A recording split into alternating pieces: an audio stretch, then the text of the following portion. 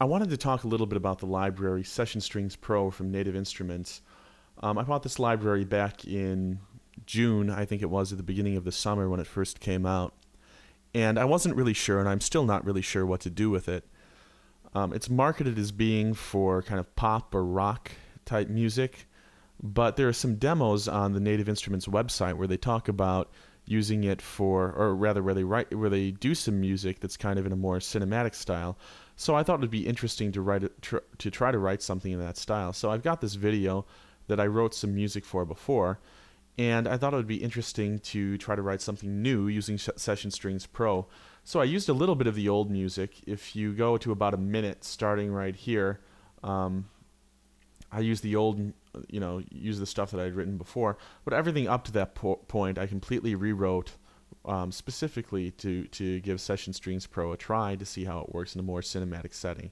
Now, I'm not really a composer. I don't really consider myself a composer. I'm more of a hobbyist. I'm actually a physicist. But hopefully, even though a lot of you guys can probably write better than I can, hopefully you'll at least learn something useful about the library. So I'm going to play for you the piece that I wrote, and then I'm going to talk about what I think some of the strengths and weaknesses are with the library and some of the problems that it caused me while I was trying to write. So here's the piece.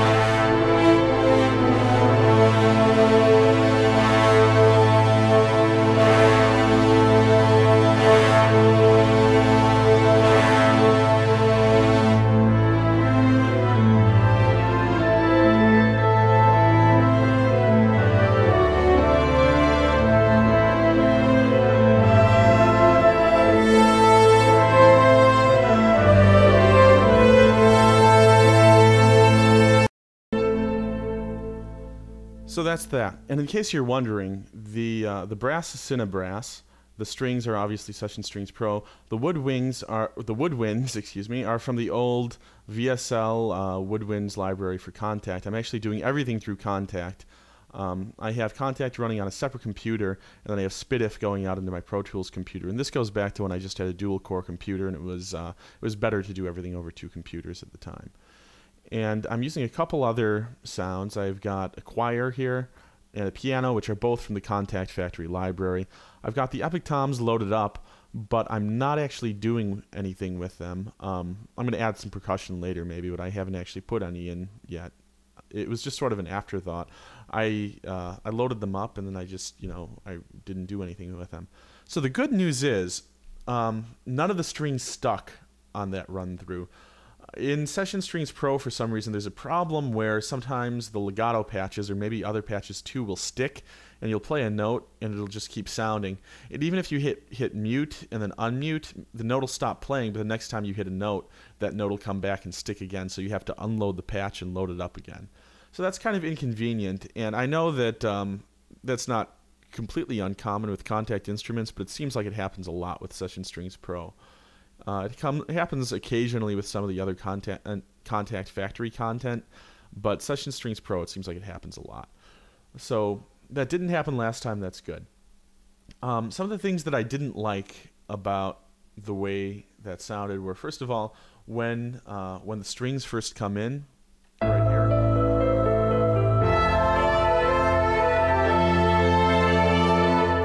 I think they sound a little bit harsh. And that's probably for a couple reasons. First of all, it's a small string library, right? You got 4 violins per section or something like that. And also, it's meant for pop and rock music, so I think the way it's EQ'd and maybe compressed adds a little bit of harshness to the sound.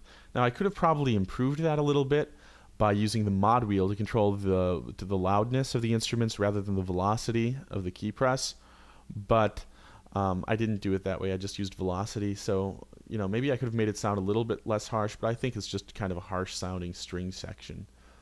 Next thing is when the brass comes in over here,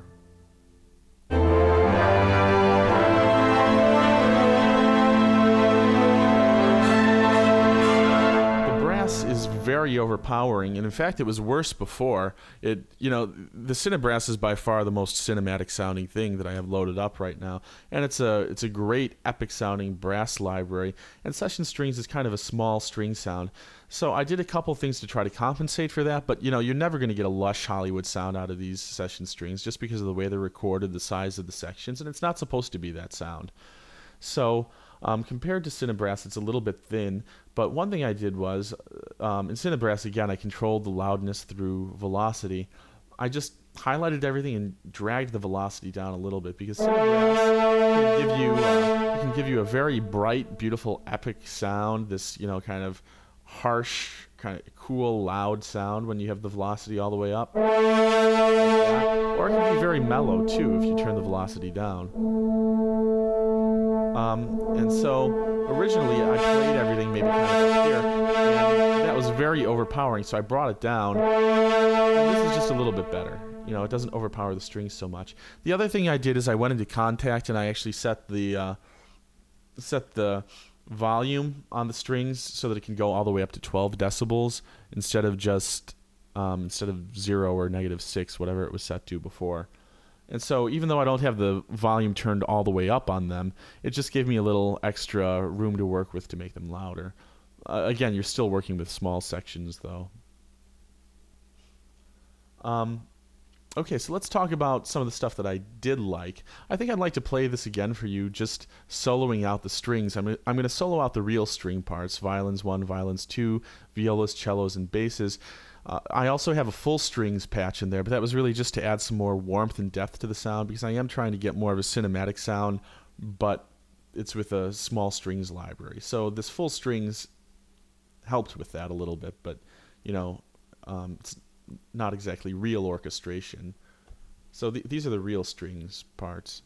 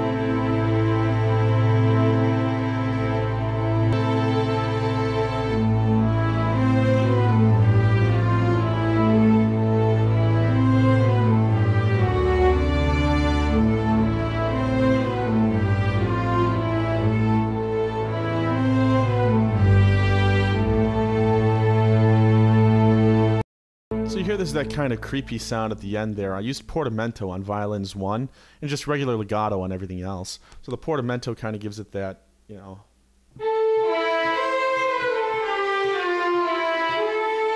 creepy sound, and the reason for that was just with the animation that that takes place there. There's this kind of creepy, weird, supernatural stuff going on. The whole thing's a little bit supernatural, but there's weird stuff going on at the end, and so I wanted kind of a creepy sound for that. The other ones are just legato. And the interesting thing is about session strings is that I think it does polyphonic legato. If I play 2 legato lines at the same time, listen to this.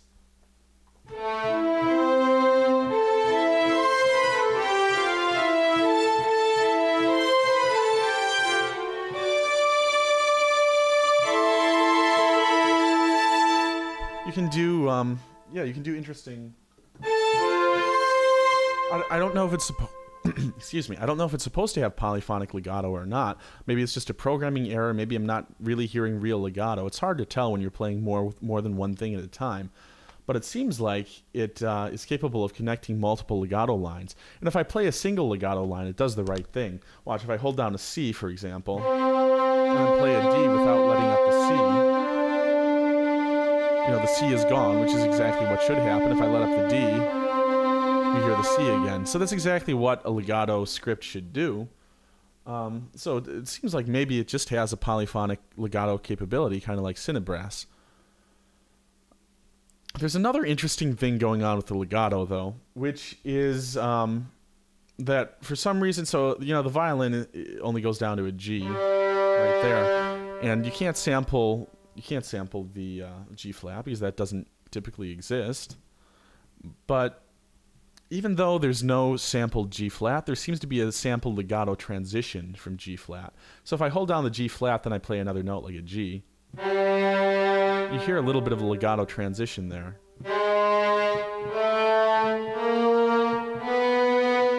So I don't know why that is, but it does give you a good sense of what the legato transitions sound like in this library. And so they're not big sweeping legato transitions. They're rather small and kind of simple, but they're better than nothing. And I think they have kind of a nice sound. It's not like Lass or Hollywood Strings or anything like that, but you have legato and it gets the job done, like I said before. So let's go back and talk about some other things that I like about this library. One is the way that it handles. I actually do like the sound of the legato in a lot of places. At the beginning, like I said, it's not that great when the strings first come in there. But if we go over here, this section.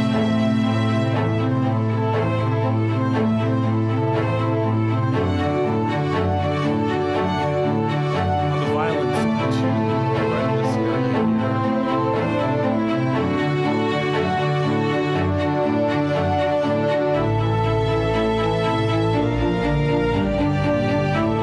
I think that sounds very nice the way it does that part, the way it handles that section.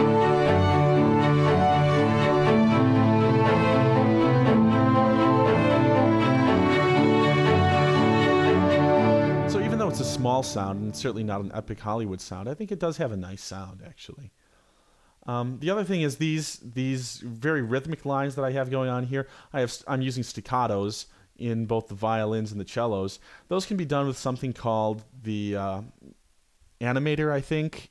You have to load up a separate patch to do that, though, and it's really not the way I like to work. You can set it so that you can set different durations for different notes. Then if you hold down a chord or something like that, it'll play a rhythmic pattern, kind of like what I have here. But like I said, that's not really the way I like to work, and you have to load up a separate patch to do that. So I like to notate everything, but that's another nice feature that it has for people who like that type of thing. The other nice thing is that you can load up to 6 articulations at once. It comes with a lot more articulations than that, but you can load up 6 of them at a time that are triggered by key switches, and you can set the key switches to be any keys that you want also. So that's nice. I loaded up, I didn't use all of the articulations that I loaded up, but I loaded up 6 per instrument. So for violins here I have legato, which I showed you before.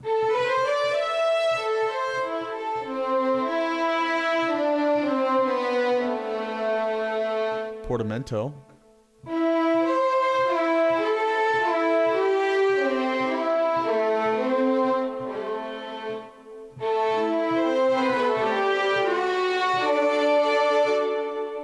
And what's next? I think tremolo, maybe? Yes, tremolo.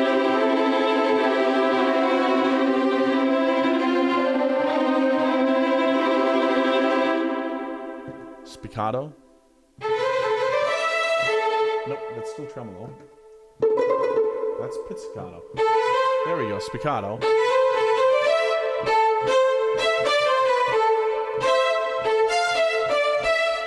You know, it's kind of weird playing because this program that I'm using, I'm getting a lot of delay. The notes are triggering like half a second after I play them.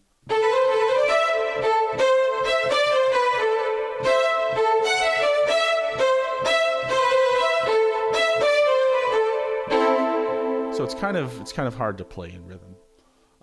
Pizzicato.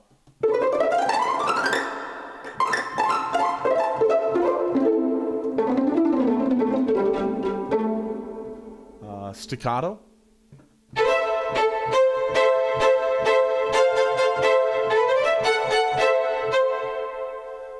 And I think that's all that I have loaded up. So I like the sound of those different articulations, and I like some of the other ones too.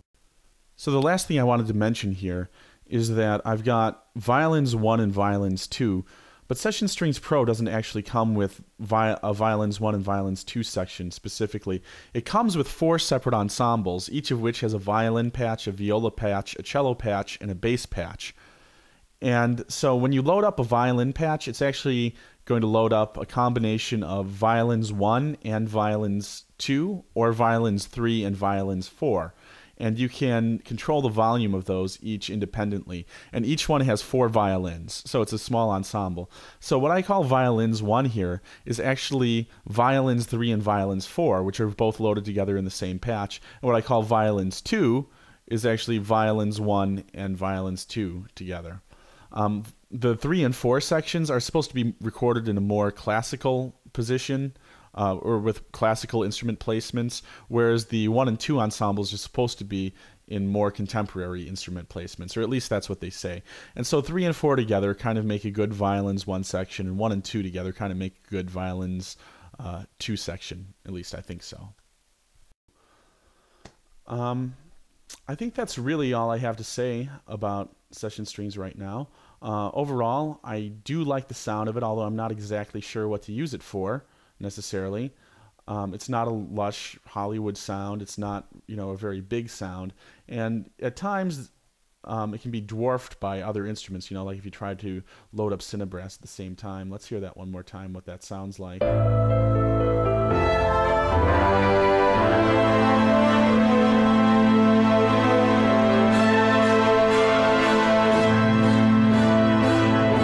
It's maybe not the correct instrument to load against anything that sounds too epic. You can see that the Cinebrass just sort of really dwarfs it, and it's just a much bigger, more epic sound. And that's really, so you're really drawn to the horns, and then the strings kind of sound weak in comparison. But on their own, I think they're very nice sounding, and I'm sure they have their place. So hopefully this gave you a little bit of information about this library if you're interested in it, and hopefully you found this review or whatever it is that I'm doing useful.